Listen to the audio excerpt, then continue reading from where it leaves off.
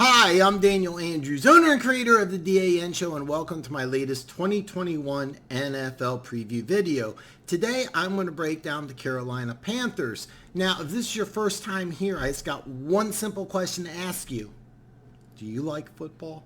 Because if so, you're in the right place.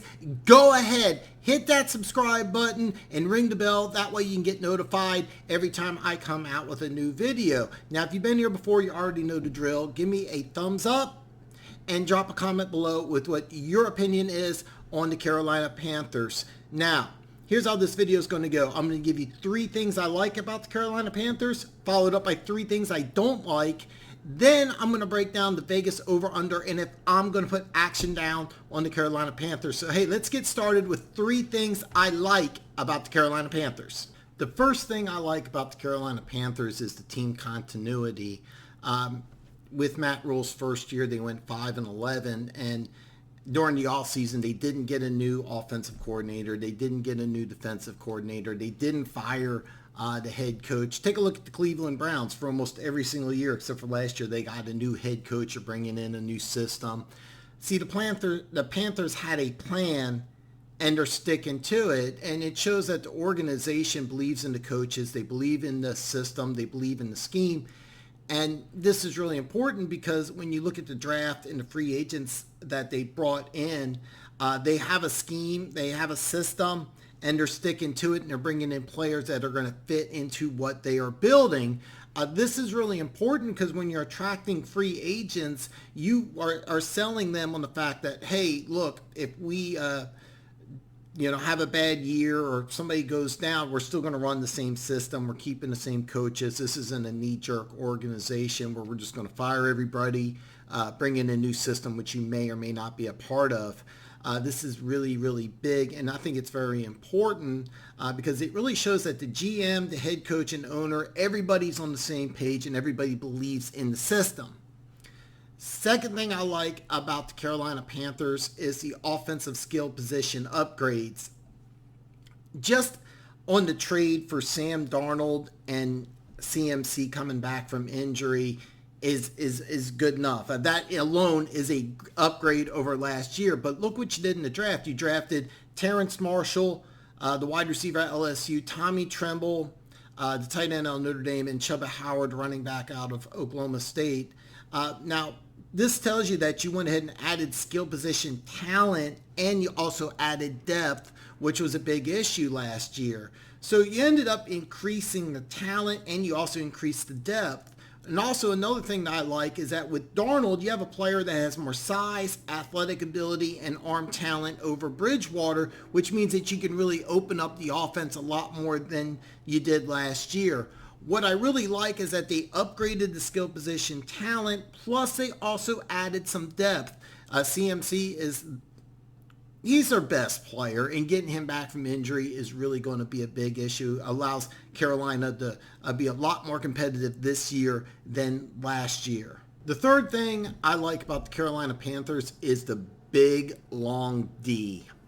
Now, this goes hand in hand with team continuity because they're running a 3-3-5 multifaceted defense, which defensive coordinator Phil Snow and Matt Rule ran while at Baylor and before that at Temple.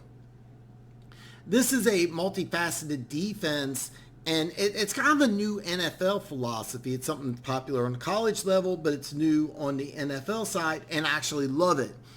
Last year they had 5 rookies play quite often and start a lot of games from last year, including Bravion Roy, who was a 6th-round pick out of Baylor last year. Actually, when he was inputted into the starting defense, the defense actually improved quite a bit for the last half of the season. Considering 5 rookies started a lot of games last year for the Panthers, considering that they were 18th in points and yards, is extremely impressive. You have 6 divisional games against Hall of Fame quarterbacks, plus you also went against Aaron Rodgers and Patrick Mahomes. Now, Patrick Mahomes, of course, is not a Hall of Fame quarterback yet, but he's kind of on that arc. Then you bring in free agents that fit this defense. You have Hassan Reddick, who played for you at Temple, and you have Daquan Jones, who's a perfect fit on that defensive line. Put it like this. Let's say you start Derek Brown, Bravion Roy, and Daquan Jones on your defensive line. You basically have a Happy Meal short of 1,000 pounds just on your interior defensive line alone. But you also still have Brian Burns and Hassan Reddick, who offers pass rush ability. Remember, Hassan Reddick had 12.5 sacks last year. So you not only have a lot of size, but you have some speed along that front seven. So a lot of times when teams just get big, they ignore the speed aspect. Not Carolina. They're going to be big and fast. Then you also draft J.C. Horn at 8, which you like because of his length and his size and his press man ability. Your other corner that you drafted in the 5th round, Keith Taylor, is 6'2". Then you bring in 6'2" free agent corner Rashawn Melvin, and then veteran press man corner A.J. Bowie, who's 6 foot. So if you notice that they went after length in the secondary, specifically at corner. So what you did is you added some size up front, and you added a lot of length in the back end of the defense, because you're going to play a lot of press man. Then you're going to have size, plus you also added pass rush ability with the free agents that you added. And this is important because in the NFC South, it's actually going to be a run-powered division this year. Arians' offense in Tampa Bay is predicated on a powerful running game, but you have the threat of Tom Brady, so you can't stack the box.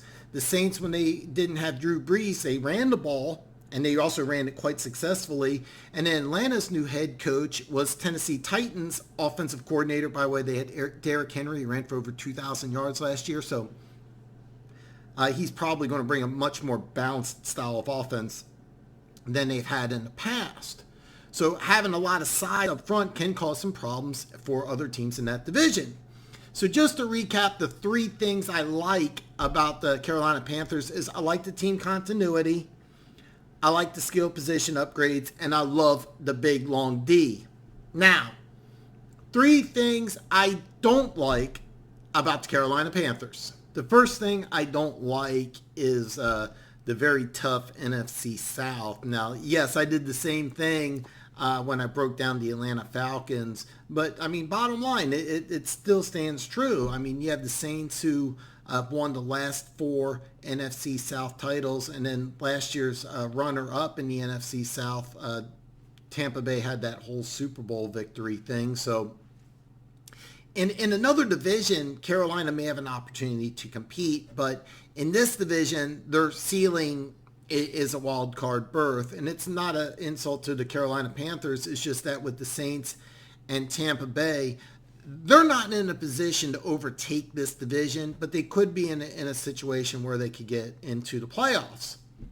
The second thing I don't like about the Carolina Panthers is the college scheme defense. Now, this may be a little confusing because I do like the fact that they're going all in on this system. I love the fact that the general manager, the head coach, the owner, they're all on the same page that this is a system we're going to run, and we're going to go ahead and bring in players to run this style of defense. But the last time a college coach brought in a college system to run predominantly in the NFL was Chip Kelly, and it failed big time.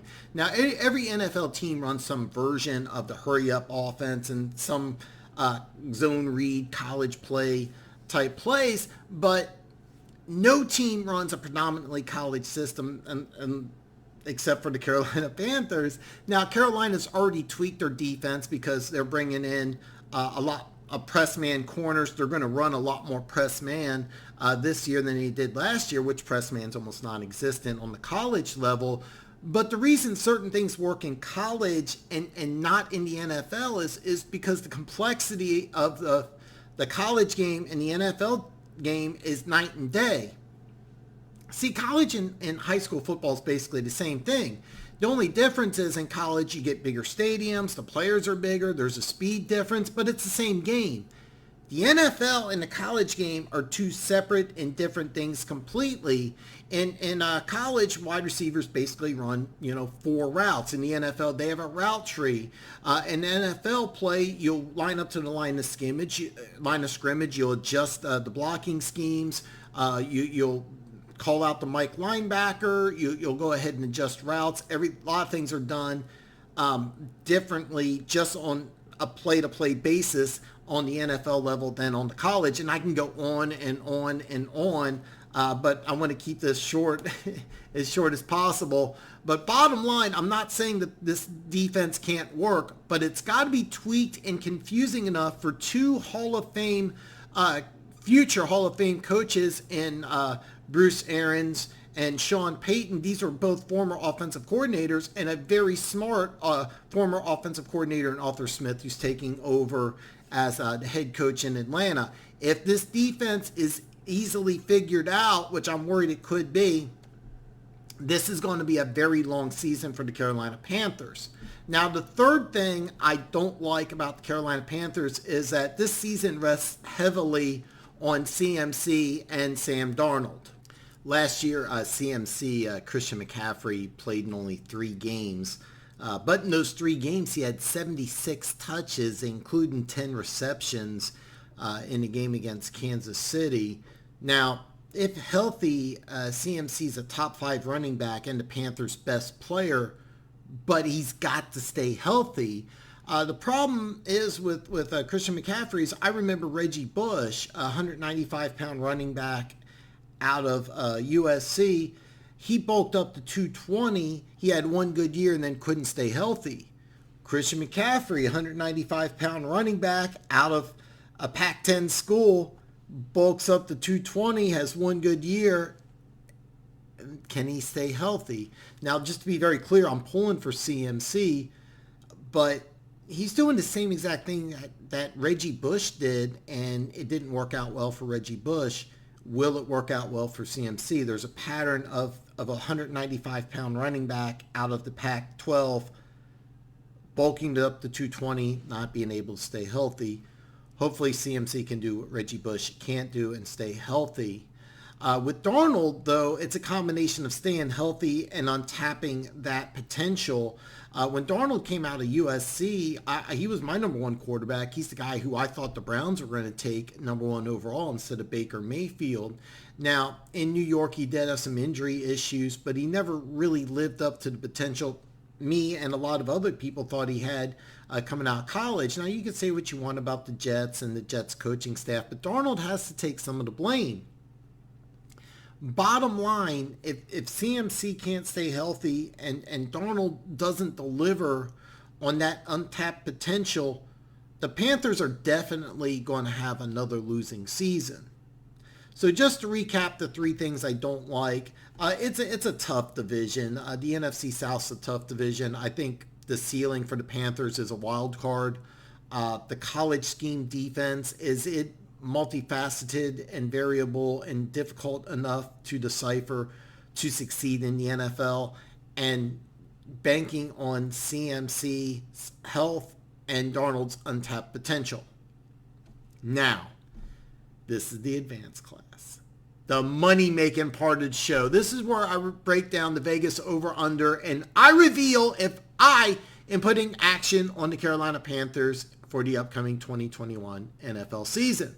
The line on Carolina Panthers, as you can see here, is 7.5 wins.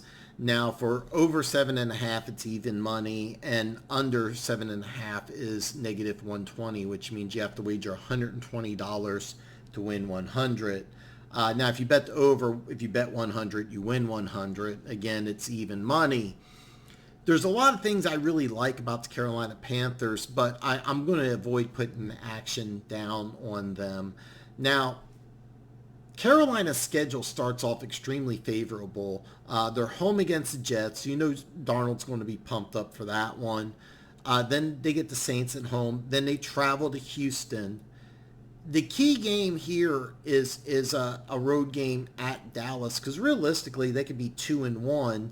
And then after Dallas, they have 2 more home games against Philly and Minnesota. So the first 6 games of the season, they have 4 home games.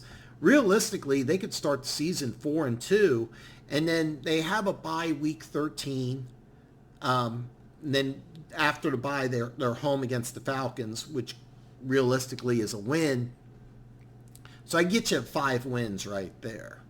All right. Now you need 8 to cover it over. And when I look at the rest of the schedule, I don't see it. The last 4 games of the season are brutal. At Buffalo, home against Tampa Bay, at the Saints, at Tampa Bay. I'm looking at 4 losses to end the season. What you're looking at is you may get a chance at the Saints or Tampa Bay wraps up playoff positioning, and they're going to rest their starters. But when I look at this team, I see 6-7 wins, and that's if they start off 4-2 and win at home against Atlanta after the bye. They get you 5 wins. I don't see where the other 3 are looking at this schedule. I just don't see 3 more wins. This is a really difficult team to read, but when I look at the schedule and I look at this team, I'm seeing 6-7 wins. Again, this is a difficult team to read. I am not putting action on them, but if you really need to put action on the Panthers, I would go with the under for this team. But again, this is a tough team to gauge. I would avoid betting on the Panthers completely if I was you. Now, if you're watching the premiere, it's Friday, and you know what happens on Friday. I go live here on YouTube, 7:15 Central Standard Time, so go ahead, join the live stream. But look, if you haven't done this already, give me the thumbs up, drop a comment below, and give me your opinion on what you expect the Panthers do for the 2021 NFL season. Monday, I'm going to break down the Denver Broncos, but tonight, again, live here on YouTube, 7:15 Central Standard Time, where all your questions are answered and anything goes. So I will see you tonight.